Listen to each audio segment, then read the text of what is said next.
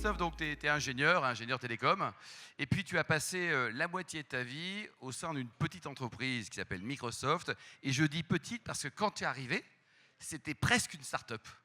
Oui, absolument. En fait, quand je suis rentré chez Microsoft, donc c'était voilà, c'est il y a très longtemps, en 1988, très exactement, c'était une petite entreprise, une start-up. Il y avait une cinquantaine de personnes en France, 2500 dans le monde, soit à peu près 100 fois moins qu'aujourd'hui.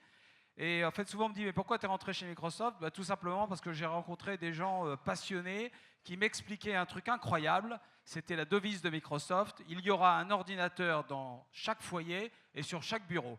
C'était l'heure du Minitel en France et on se disait, oui, oui, ça paraissait assez visionnaire. Et c'est finalement cet enthousiasme et cette énergie que j'ai senti qui fait que je l'ai rejoint en me disant, je vais être au cœur d'une industrie naissante. Et je pense que c'est un petit peu la même aventure qu'un jeune qui aujourd'hui rentrerait chez OpenAI et se lancerait dans l'intelligence artificielle. Et alors Microsoft, on avait accueilli, je crois, en 1992, au tout début du cercle One Business, un certain Jean-Philippe Courtois.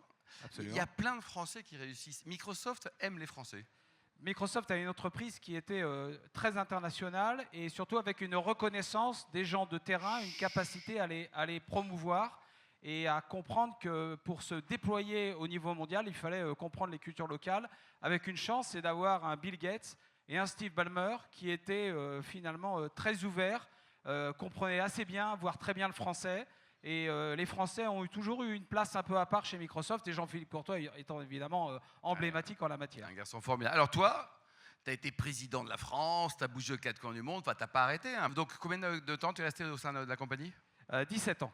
17 ans. Et alors après, au bout de 17 ans, alors que quand on dit Microsoft, ça pose, tu gagnes super bien ta vie, tout va bien. Combien ça gagne d'ailleurs un président de Microsoft France?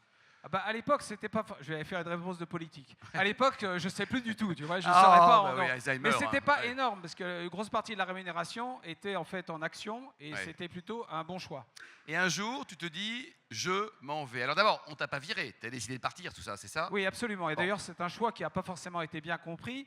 Ça faisait 17 ans que j'étais chez Microsoft, j'étais depuis 4 ans à la tête de la filiale française, tout se passait très bien, on me proposait évidemment de continuer à évoluer, mais j'avais peut-être un côté Gen Z avant l'heure. Ouais. Je me suis dit, bon, je ne me voyais pas repartir 5 ans à l'international et revenir avec 20 ans de Microsoft en étant un peu moins bankable sur le marché français. Je me suis dit, si je veux bouger, j'avais envie de voler de mes propres ailes, de mesurer l'impact de ce que je faisais, en étant finalement peut-être capitaine d'un bateau plutôt qu'officier d'un grand navire. Donc Christophe s'en va, il quitte Microsoft et devient président d'Altran. L'aventure a duré un an et demi, c'est ça Christophe? 1 an et demi, oui. Et ça n'a pas été franchement un succès.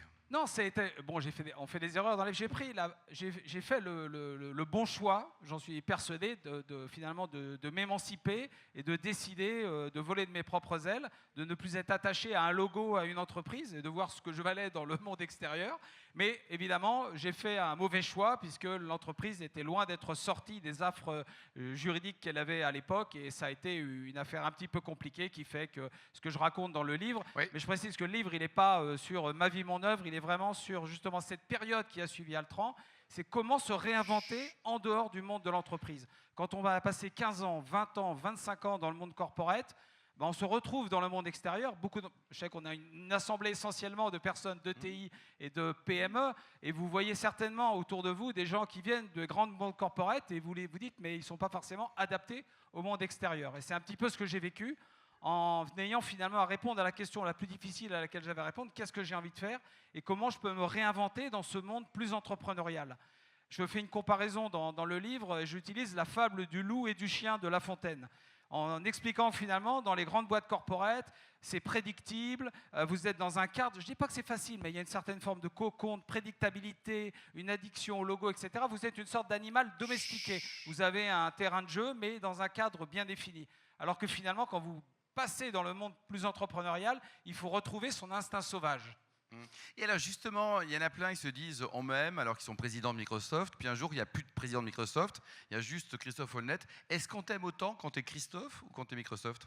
Alors je pense que ce qu'il faut toujours pratiquer, c'est une certaine forme d'humilité et toujours avoir du recul entre les honneurs qui sont faits à ta personne et qui sont souvent dus à ta carte de visite et bien faire la différenciation entre les deux. Parce que cette addiction au logo, elle est un vrai sujet. J'ai observé chez de nombreuses personnes que j'ai coachées ensuite qui avaient beaucoup de mal à se désintoxiquer en quelque sorte. Si tu travailles chez Sanofi, on va te parler du Doliprane le samedi soir. Tu vas te sentir l'ambassadeur de l'entreprise. Si tu es Surtout chez le lendemain Peugeot, quand t'as picolé, quoi. on va te parler de la voiture électrique et tu vas devoir faire une. Donc quelque part, ça t'habite et ça te définit même socialement.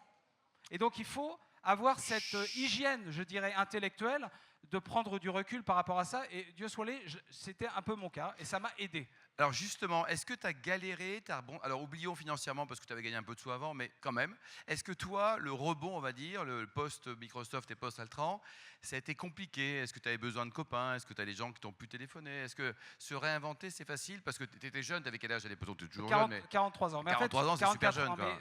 Ça m'est arrivé tôt finalement, mais de ce que j'observe, je crois que les conseils que je donne en général, c'est le fait de cultiver son réseau le plus en amont possible, parce qu'un réseau, ça se construit avant qu'on en ait besoin, pas quand on en a besoin. Ça, tu le sais bien.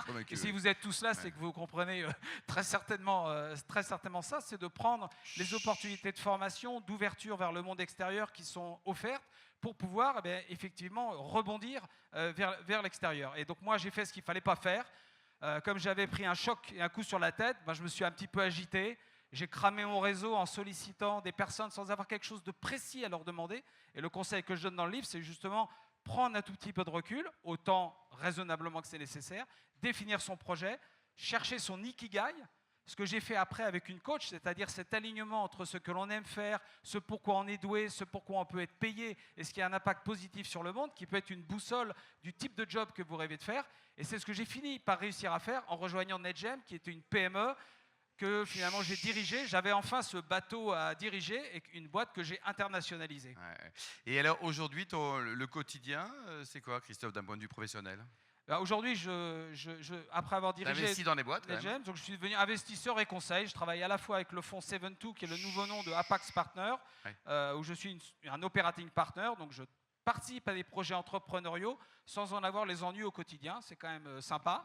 Et puis à côté de ça, je fais quelques investissements dans des startups. Je suis au board de Wavestone. Et j'ai écrit ce bouquin. Et alors ce bouquin, d'ailleurs, il est là. On en a acheté pour vous quelques-uns. Donc n'hésitez pas tout à l'heure à aller voir Christophe pendant le cocktail, également pendant le dîner. Alors, tu es un garçon génial.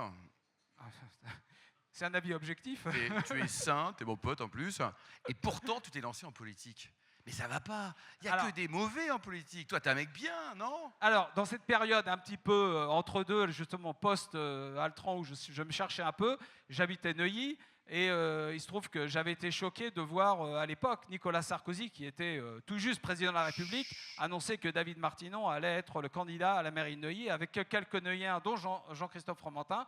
On a décidé de monter une liste, et qu'il a lui, évidemment, c'est lui la figure emblématique, mais j'ai dirigé sa campagne, on est parti à 4 dans une cuisine, et on a réussi à prendre la mairie de Neuilly à l'UMP, ce qui était un truc qui avait 0,1% de chance d'arriver. Mais grâce à une aventure, alors aujourd'hui c'est certainement beaucoup moins prestigieux de le lire, mais je la qualifierais presque de macronienne, au sens où on avait réuni des personnalités de la société civile neuillienne en représentant je dirais Neuilly, en se disant tiens, on va faire émerger des personnalités nouvelles. Et en fait, ça a créé une énorme dynamique face à une UMP à l'époque qui déjà se déchirait. Donc tu as été premier adjoint, c'est ça? Et donc je me suis retrouvé premier adjoint, donc j'ai découvert ce que c'était que le monde politique. À ce moment-là, je me suis dit, voilà, c'est ça, je vais faire de la politique. Et après, je me suis rendu compte que j'étais beaucoup trop gentil pour ce monde-là, que c'est un monde d'une dureté absolument terrible, où les pires coups viennent de votre propre camp, où vous êtes dans une instabilité terrible, et où en plus, il n'y a pas d'argent à gagner, quand on est honnête. Et tout ça fait que c'est une vraie question que j'ai, c'est-à-dire qu'il faut s'engager, parce que j'aurais du mal à dire aujourd'hui qu'on n'en a pas besoin quand on voit la situation politique, mais il faut reconnaître que c'est un vrai sacerdoce et qu'on a besoin de gens extrêmement motivés, ou alors de se dire que finalement c'est l'énergie entrepreneuriale, les entreprises qui permettront à la France de changer. Donc tu l'as fait, mais tu n'as pas envie de le refaire. Pardon ? Tu l'as fait, mais tu n'as pas envie de refaire.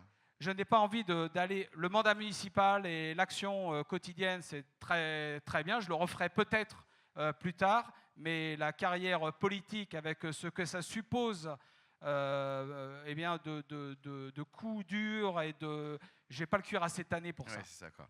Et alors, pour terminer, Christophe, tu es un grand amateur de vin. Tu as une cave avec combien de bouteilles à la maison? Ou dans tes maisons? Non, j'ai alors on va dire quelques centaines de bouteilles, mais réparties. Ouais. Et tes 3 meilleurs souvenirs de dégustation, je sais qu'il y en a un qui concerne un vin liquoreux qu'on va déguster d'ailleurs ce soir à la fin du dîner. Oui, bah, c'était le début où je découvrais les vins et je me souviens que pour mes 30 ans, on avait ouvert une bouteille de Château Yquem. C'est la première fois que je buvais, que je prends un Sauterne et que j'ai toujours une affection particulière pour ce vin parce que c'est un peu une sorte de Madeleine de Proust pour moi. Et ton meilleur souvenir d'un vin rouge? Le vin rouge, alors je vais pas te donner. Pas forcément des grands vins, hein, attention. Mais en fait, c'est à Singapour où j'ai fait une verticale de linge beige. Et ce qui était plutôt intéressant, c'était les gens avec qui je l'ai fait autour de moi, c'est-à-dire j'habitais à Singapour à l'époque, des Chinois très divers, et dont certains avaient une connaissance du vin qui était absolument bluffante, et d'autres qui le buvaient en le mélangeant avec d'autres choses. Et tout ça était autour de la table, c'est très sympa. C'est le monde des vins. Le jour où j'ai quitté Bill Gates, Christophe Holnet, il est là, et il va être là-bas, on peut l'applaudir très sérieusement. Merci beaucoup Christophe.